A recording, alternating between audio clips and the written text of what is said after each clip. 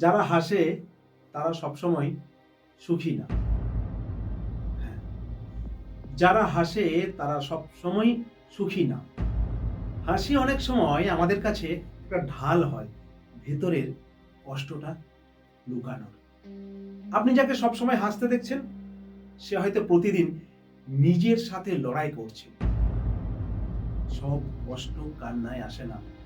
কিছু কষ্ট নীরবে মানুষকে শক্ত করে। তাই কাউকে বিচার করার আগে একটু ভেবে আর নিজের কষ্ট লুকিয়ে নিজেকে দুর্বল ভাববেন। আপনি লড়ছেন, এটাই আপনার শক্তি। আজকের মতো মন ও সমাজের কথা নিয়ে আমি ছিলাম আপনাদের কাছে সমীর পণ্ডিত। ভালো থাকবেন, সুস্থ থাকবেন। দেখা হবে আবার পরের এপিসোডে। আর আপনারা কমেন্টে আমাকে জানাবেন কিসের উপর, কোন বিষয়ের উপরে আপনারা মন ও সমাজের কথা শুনতে চাইছেন। আমি চেষ্টা করব। আর অবশ্যই পেজটিকে ফলো করবেন, লাইক, কমেন্ট, শেয়ার করবেন।